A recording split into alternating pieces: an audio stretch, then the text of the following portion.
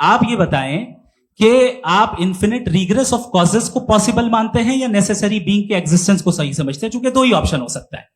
आप ये बताएं। देखिए, आपको मैं ईमानदारी से बात करूं, एक तो मैं कॉन्टीजेंसी वर्ड ठीक से समझता हूं, और इस वक्त भी जो आपने अंग्रेजी के अल्फाज इस्तेमाल किए वो जरा थोड़े से मुझे डिफिकल्ट और कॉम्प्लिकेटेड लगे, तो आप जरा सिंपल जबान में सवाल कर सकते हैं। बिल्कुल कर सकता हूं जी। यूनिवर्स की हर चीज कॉन्टिंजेंट होने का मतलब यह है कि वो अपने एग्जिस्टेंस में किसी के ऊपर डिपेंडेंट है। जो भी चीज डिपेंडेंट होगी वो चीज इंडिपेंडेंट नहीं हो सकती, तो उसका कोई ना कोई कॉज होगा। तो अब आप क्या समझते हैं कि ये इन्फिनिट रिग्रेस है, यानी कॉज पर कॉज, कॉज पर कॉज, कॉज पर कॉज, और कभी कोई यानी ये एंडलेसली चलता रहा? क्योंकि अगर ऐसा होगा तो हम तो एग्जिस्टेंस में आते ही नहीं। लॉजिकली ये मुत्तफक अलैह चीज है, मुत्तफक अलैह अग्रीड अपॉन। इस पे हमने एग्री किया था कि मुश्किल शब्द आएगा तो अर्थ बताना पड़ेगा। तो इन्फिनिट रिग्रेस तो पॉसिबल नहीं है, तो कहीं ना कहीं आपको रुकना पड़ेगा ऐसे नेसेसरी बीइंग पर। नहीं, कोई जरूरत नहीं रुकने की। किसने कहा आप रुकना पड़ेगा? आप रुकते हैं खुदा पे, आप नहीं रुकते। आप कहते हैं वो हमेशा से, जब उस वक्त से जब वक्त नहीं था। आप कहाँ रुकते हैं कि अब हुआ था वो? आप नहीं कहते। हम क्यों नहीं मान सकते कि यूनिवर्स जो है और बल्कि मल्टीवर्स जो है वो हमेशा से हैं, वो बनती है, बिगड़ती है। एक हमारे यहाँ एक चीज है ब्लैक होल, वो समेट लेता है वापस, फिर ब्लास्ट होता है, फिर फैल जाता है। और इसमें हमारी तो खैर कोई औकात ही नहीं है इंसान की। एक छोटे से जर्रे पे हम 50-60 साल की उम्र रखते हैं, जो करोड़ों अरबों साल की कायनात है उसमें, और पैदा भी निहायत ही बेहुदा वजह से हुए थे। तो इसमें है ये सोचना कि इसकी वजूहात और ये क्यों है, ये डिपेंडेंट है, ये हम देख रहे हैं। क्या मालूम? आप सोचिए कि ये जो फैल रही है कायनात, ये कहाँ फैल रही है, ये कहाँ जा रही है, और ये फैल क्यों रही है? अरे बना ली थी तुमने, रुको भैया, हाँ काफी है। ये फैल क्यों रही है? ये और कौन सी कायनात जिसे मैं दूरबीन से देखता हूं तो 2 बिलियन लाइट ईयर पे है, उससे मेरा कोई वास्ता ही नहीं है। 2 बिलियन ईयर यानी अगर मैं 80,000 माइल्स पर सेकेंड से चलूं तो 20 करोड़ साल में वहां पहुंच जाऊंगा। इसकी जरूरत क्या थी? ये दुनिया, ये कायनात तो इंसान अशरफुल मखलूकात के लिए बनाई गई ना। तो ये सब ये टर्म समझ में नहीं आया। इसमें कोई खास समझने वाली बात थी भी नहीं। ये जो अल्टीमेट कहा यह जाता है कि ये जो पूरी यूनिवर्स है, ये जो दुनिया है, ये इंसान के लिए बनाई गई। अच्छा, ये सब इंसान के लिए। क्यों साहब, सही है ना? बिल्कुल, लेकिन इसका ये मतलब नहीं कि किसी चीज के पीछे रीजन आपको नहीं पता तो रीजन नहीं है, इसे कहते हैं नहीं, मुझे नहीं पता, लेकिन मेरी जिम्मेदारी नहीं। वो बिल्कुल सही कहा था उसने, बर्टन रसल ने। आपने उसे मजाक में टाल दिया कि भाई आप एक दावा कर रहे हैं, मैं क्यों कहूं कि ये गलत है दावा? आप प्रूफ कीजिए, मेरे पे जिम्मेदारी ही नहीं है, मैंने थोड़ी कहा है। आप प्रूफ कीजिए कि ये सही है। आप आर्ग्यूमेंट ऑफ कंटिजेंसी का जवाब ही नहीं दे रहे हैं। सवाल पूछना चाहेंगे? आप सवाल पूछना चाहेंगे मुफ्ती साहब से? क्योंकि ये क्रॉस एग्जामिनेशन का दौर है। आप जैसे पहले बोल रहे थे फेथ को लेके कुछ, मैं ये पूछना चाहूंगा कि खुदा ने जो भी रेवल्यूशन किए हैं, एक मजहब के नहीं बहुत से मजहबों में किए हैं, अलग अलग रेवल्यूशन है। कहीं कुछ एक बातें हैं, कॉन्ट्रडिक्शन भी है आपस में, कहीं कुछ आप कर सकते हैं, कहीं कुछ नहीं कर सकते। ऐसा नहीं है कि सबकी कोड ऑफ मॉरल एक है। तो ये किस्सा क्या है?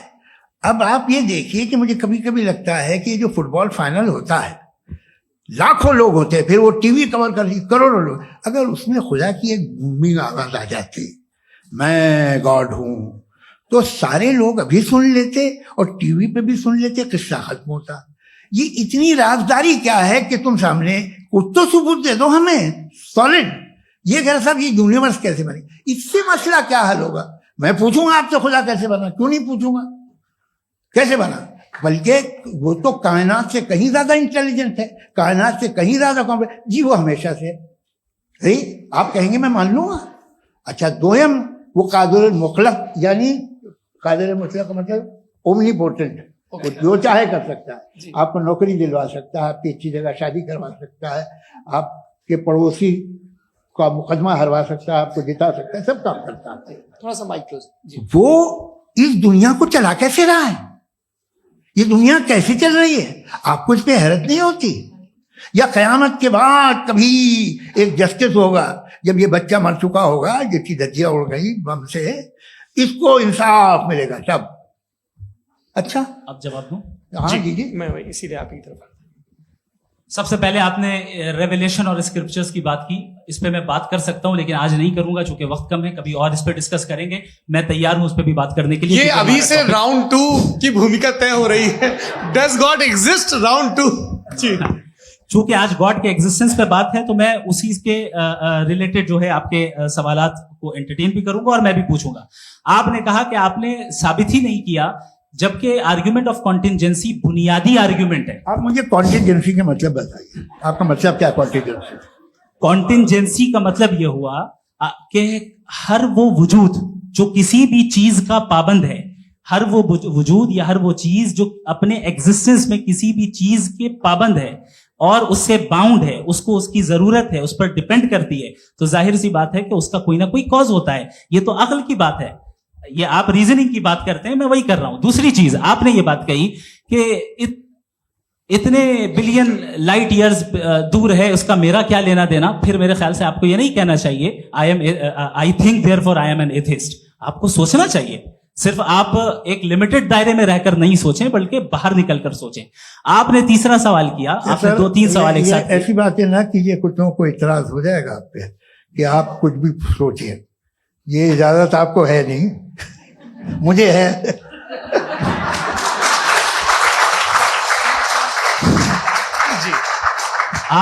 आपने प्रॉब्लम ऑफ इविल के ताल्लुक से सवाल किया और बार बार आप एक लफ्ज रिपीट कर रहे हैं कि ओमनीपोटेंट गॉड है, ऑल पावरफुल गॉड है।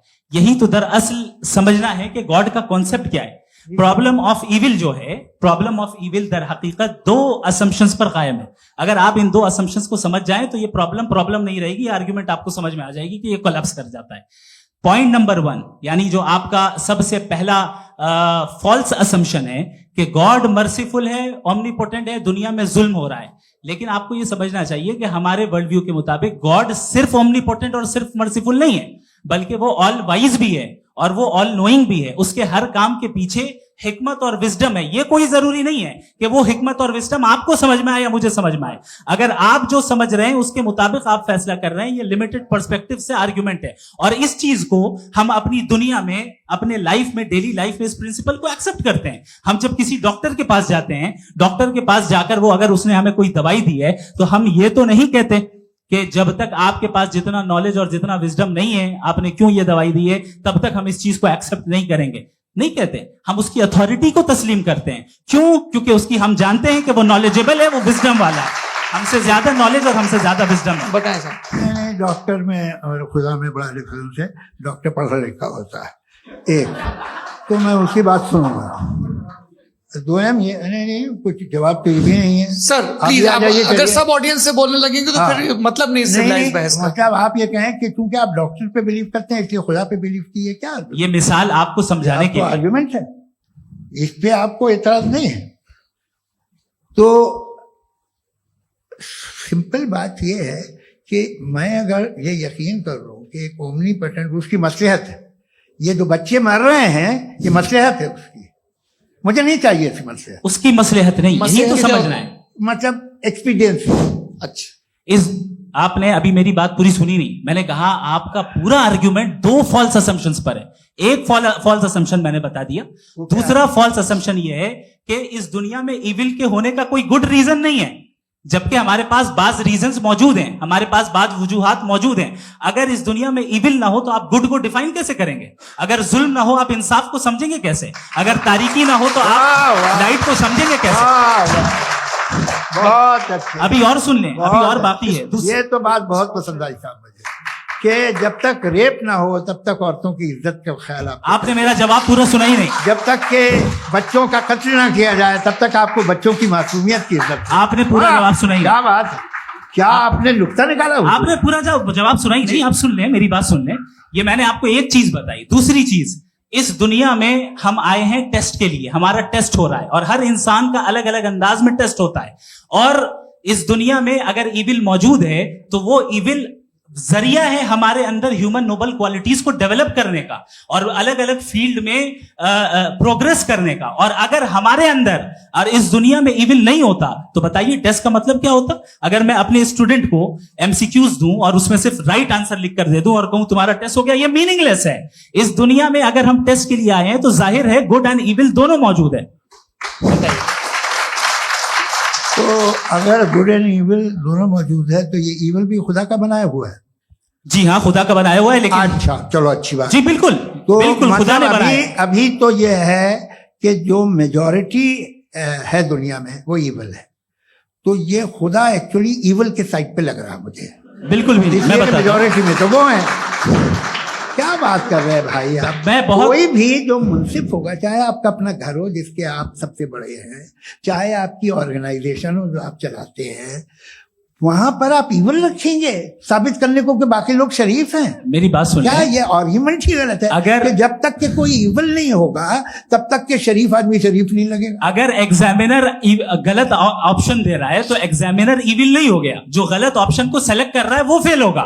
क्रिएटर ने इविल को बनाया है लेकिन वो इविल नहीं है। अच्छा सुनिए मेरी बात, चलिए, लेट मी कंप्लीट सर। जी जी। क्रिएटर ने इविल को बनाया है टेस्ट के लिए, वो इविल नहीं है। इविल वो होगा जो उसे इख्तियार करेगा। छुरी को बनाने वाला गलत नहीं होता है, छुरी का गलत इस्तेमाल करने वाला गलत होता है। रेप को कैसे गलत इस्तेमाल करते हैं? रेप इंसान के फ्री विल का नतीजा है। माइक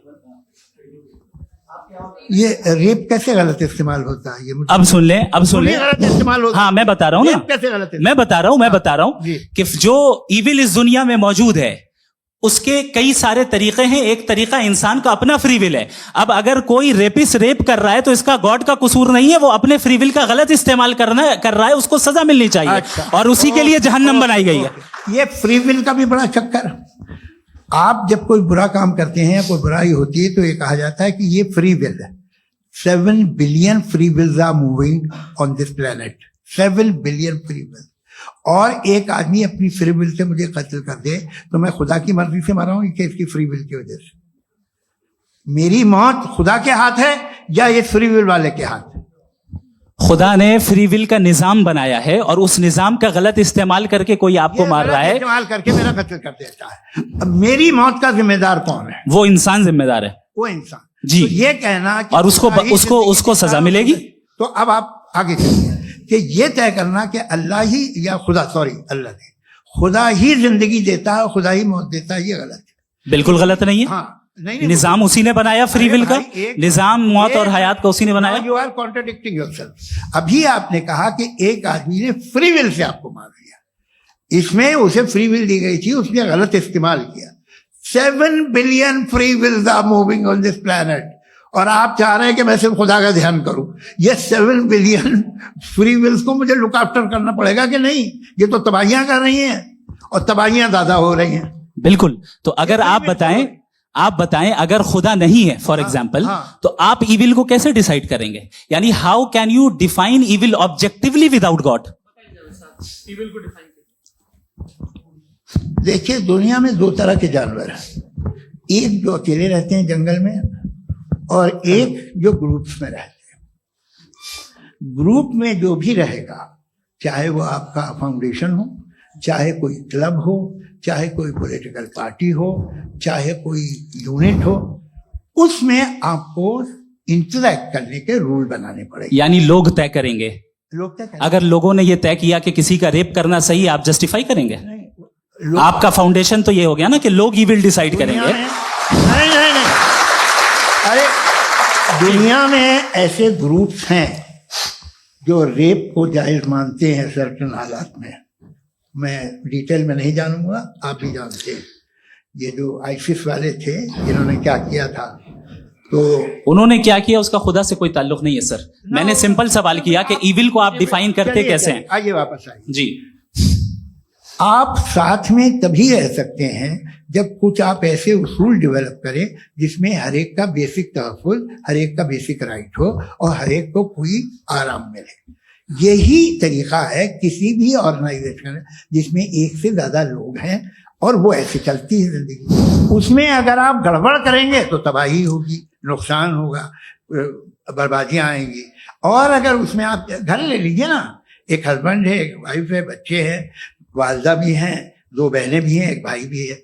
अब इसमें कोई निज़ाम आपको चाहिए साथ में रहने का, और एक दूसरे पे भरोसा रहे, एक दूसरे के बहीख्वाह हों, एक दूसरे की मदद करें, ऐसी जिंदगी। सर आपकी बात आ गई, आप ये कह रहे हैं कि लोग डिसाइड करेंगे क्या सही है क्या गलत है, यही है मेजॉरिटी डिसाइड करेगी क्या सही है क्या गलत है। अरे भाई बिल्कुल। मेजॉरिटी अगर ये कहे कि नाजी जर्मनी के साथ जिस तरह मेजॉरिटी थी कि जेनोसाइड करना सही, आप जस्टिफाई करेंगे? उस वक्त आपका ये उसके बाद क्लोजिंग। हाँ, उस वक्त प्लेनेट पे जो लोग थे, हाँ। उनमें कितने लोग हिटलर को सही समझते? अच्छा, प्लेनेट की मेजॉरिटी तय करेगी, सोसाइटी की नहीं। प्लेनेट की मेजॉरिटी गॉड के एग्जिस्टेंस को सही मानती है, आप क्यों नहीं मानते? ये हेलो हेलो हेलो